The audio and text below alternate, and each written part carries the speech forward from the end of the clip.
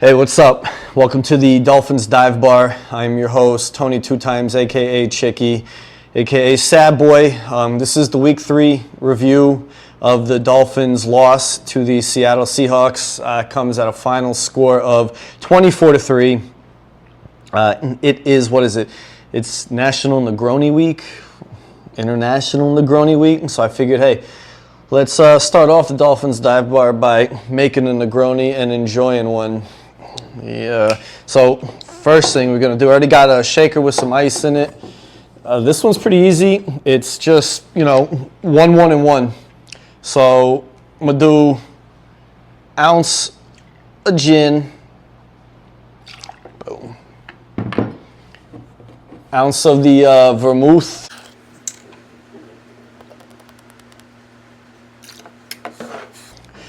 and then an ounce of the Campari from Milano.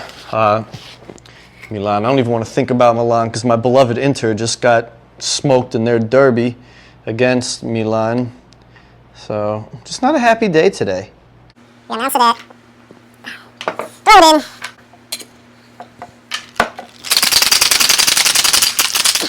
I'm going to make the pour into a frozen glass, nice and chilled.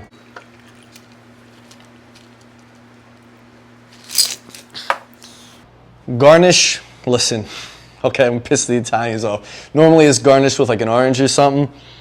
I'm gonna do a lemon just because of that freaking robustness of the citrus, how it makes it react. Look at that, and then drop it in. So, yeah, that's all right. So before I get into the game, first off, I just want to say rest in peace to Dolphins legend, running back on that 1972 undefeated team, Mercury Morris. Sir, I wasn't alive during your heyday, during his heyday, but he made valuable contributions to the team that I just irrationally love. And I wish your family peace during this very difficult time. So once again, hey, rest easy, legend. See you on the other side, 2-2.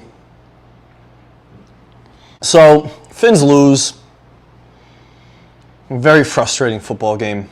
Miami falls to 1-2 on the season. Seahawks are undefeated, 3-0. Geno Smith, the South Florida kid, freaking playing legendary football. And comeback player of the year crap. So Miami falls to 1-2. They got a game coming up Monday night against Tennessee. They got a week to get things right because that was the ugliest game of football I have ever seen in my life. In a lot of years of watching the Dolphins, that was up there with 62-7. That was up there with other games that just completely sucked. I mean, the Dolphins, they had 11 penalties in that game. Both teams had 11 penalties. Don't get me wrong. They couldn't get it together on the special teams, right? Every time there's a punt or a kickoff, somebody moved, somebody did an illegal motion, illegal formation. I mean, they could just not get out of their own way. It was just so ugly, and they're so undisciplined. It's like watching the Adam Gase Dolphins, with the penalties, because that's who they are. They just don't clean it up, at all, ever. I don't want to be too negative. The defense stepped up. All right, the defense did what they had to do to keep the team in the game, to actually give the team a chance to maybe even tie it, win it. 17 points through 3 quarters. Okay. Other than Javon Holland getting, biting on that little stutter step by Metcalf that goes for a 71-yard touchdown that he housed, I mean, you can't really blame the defense for that loss because their performance is great. Zach Sealer was all right, dude. That guy was getting through. He was getting pressures. He got sacks, interception. I mean, Ogbo was out there putting pressure on. Calais Campbell was out there putting pressure. Phillips with his motor. I mean, the defense did all right, even though they lost the one cat, the cornerback, to possible concussion. And they lost David Long Jr. to, I think, a hamstring. one thing I noticed that like the Seahawks do is like their receivers will break the route and they'll sit down in the zone, and Geno Smith will just find them wide open. You know, the nearest Dolphin 3-4 yards away. That's like something Miami never does with that timing-based offense. They never find a guy like that can just break the route and just sit in the soft spot of the coverage to get the ball and then, you know, move the chains. Offense, bro. That offense was trash. Like, I don't know what you do. I mean, how do you mute the game plan, or how do you mute your play style even more to play to the strengths of whoever the quarterback's going to be? You know, Skyler starts the game. Dude goes 13 for 19, 107 yards, gets sacked 5 times. He's so rattled out there and getting so beat up. I mean, before halftime, dude had 2 plays. They had 2 plays. Couldn't even get a freaking Hail Mary off in 2 plays. And the one of them, he just gets creamed. Just cream sacked, right? Yeah, cream sack. And it's just so ugly. You know, the play calling, a lot to be desired. A lot of that same crap that they do all the time, bro. When you line up in the I formation, and even if Ingold's not in there, guess what? They know you're going to do that fullback dive. They know it's coming. It worked the first week when you did it 3-4 times. Okay, it didn't work in week 2 versus Buffalo, and it did not work today. They tried into the one kid, and then they tried with Ingold. Ingold had 1 carry, -2 yards, bro. That play is not working. Like, do something else. And enough of these pitches already. I mean, you have like a 2nd and 1. They do an outside pitch, winds up losing 3-4 yards, and you got like a 3rd and 4, 3rd and 5, whatever, you know? I mean, Tyreek Hill, 3 for 40.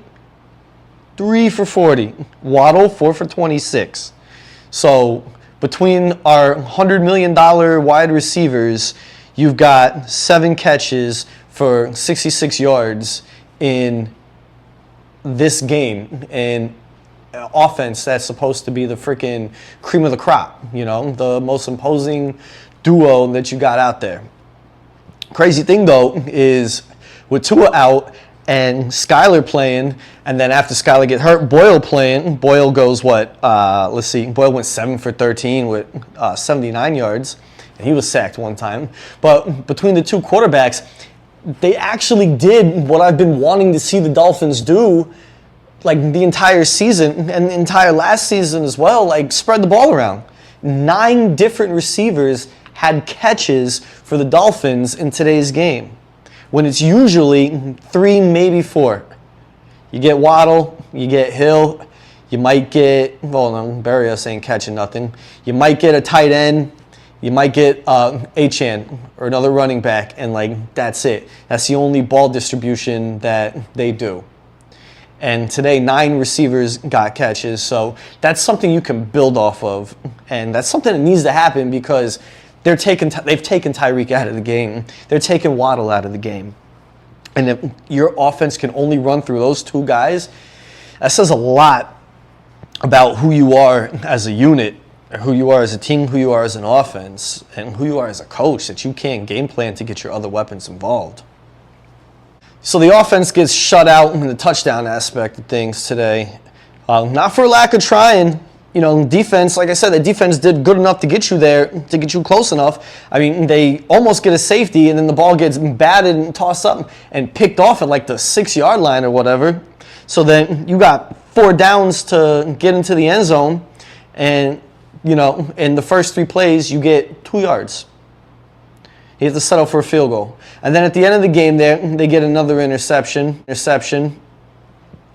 You do a nice drive, you march the ball down the field, but then once you get to the red zone, this team just crumbles. I mean, at that last red zone trip, they were at like 33% on the season, so I don't know what the stat is after that, but only 33%, or lower than 33% now, is your red zone offense. I mean, they go they're down 14, they can't kick a field goal at that point, gotta go for the touchdown.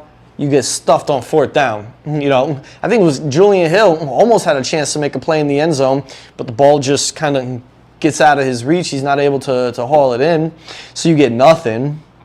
I mean, with all the sacks that you guys are giving up, you got your quarterbacks running for their lives out there. I mean, Skyler, that dude was so scared. I mean, he fumbled the ball to air, bro.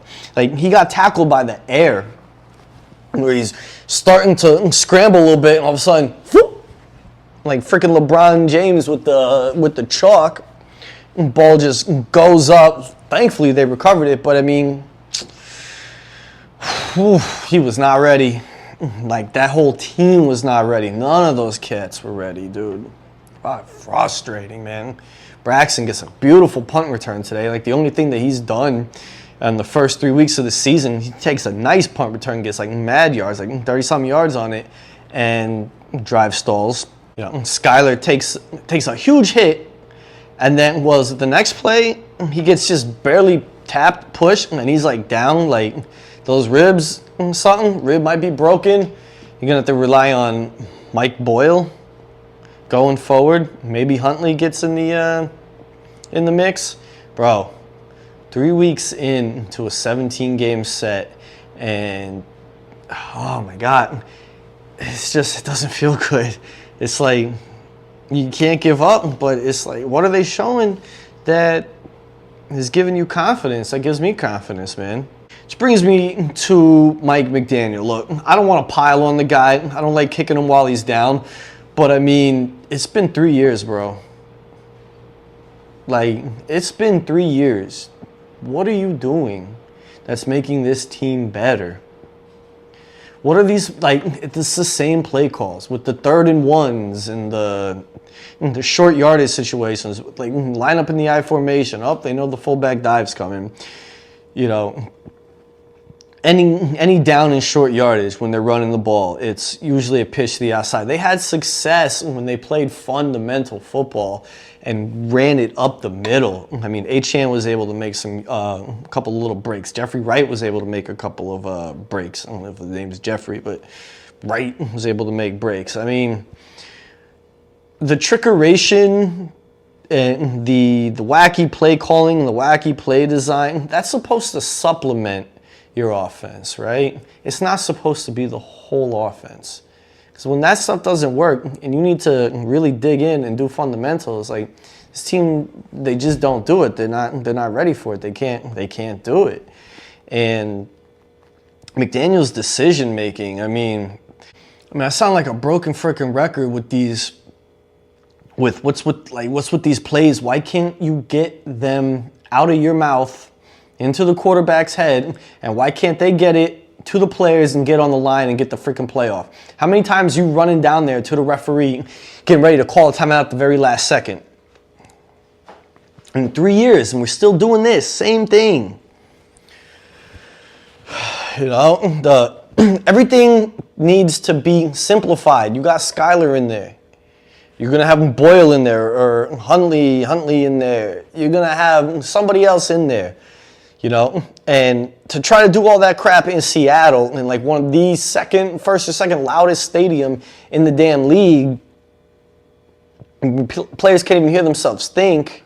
Like, what do you think's gonna happen? I mean, what happened today with the lack of discipline, all the penalties, all the plays where the running back or the lineman thought that the play was dead and they didn't even bother blocking or doing nothing because it should have been a delay of game or a false start call, but instead they give like some kind of a illegal motion call to let the play go on, and they let the players get freaking crumpled. McDaniels, bro, like I said, I'm not trying to kick a man while the team is down. He's a smart guy, but you got to be a leader of men out there. Like, seriously, like, I know it's not your style. You're not a coach. You're a teammate. You've said it. Like, these are my teammates. This is their team. But bro, like, if it's not your style, then that's not good, because sometimes you got to, put your foot in somebody's ass and demand accountability and demand better from them. The positivity and the praise and all that, it's awesome, but it's not working. And when it's not working, Now that you play the nice guy so much, that's like, how do you light a fire under these guys? How do you jump in someone's ass? Because they know you as something else, and now you're going to try to be something that you're not. Show that there's more than just a brilliant play designer. And which even that's kind of being called into question too, because of the lack of spreading the ball around, the lack of imagination in some of this play call, the lack of adjusting to your quarterback's strengths and weaknesses. This is all right with the lemon, I gotta tell you. You know, the Finns were like 1 for 12 on 3rd down and 0 for 3 on 4th down. That is so ugly. That is so ugly. Anyway, we're done with our drink, which means we'll be wrapping up our video. Just so bummed out because it's like I said, 3 weeks into this thing, we waited like 6 long months for this whole thing to get going again. And then we get here. And like 3 weeks in the supposed, easier part, the softer part of our schedule, we're like looking at this thing like, dude, are we going to be able to sneak 1, hopefully 2 wins out of this before Tua's eligible to come back?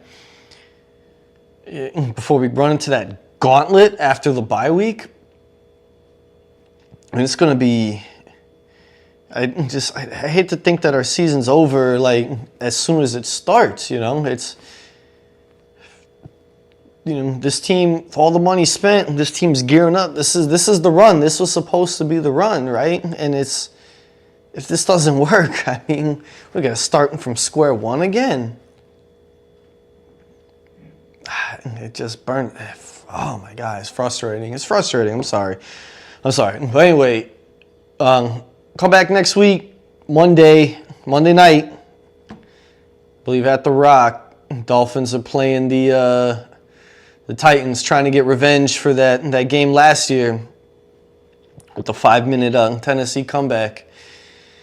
But like I said, the Dolphins fall to a record of 1-2. They lose today up in Seattle to the Seattle Seahawks by a score of 24-3. This has been the Dolphins Dive Bar. We'll see you next week. Oh, Danny boy, the pipes. We need you, someone like you. I don't know, man. Who's this, Larry Little? Bro, we need a guy like you on that freaking line. All right, I'm out.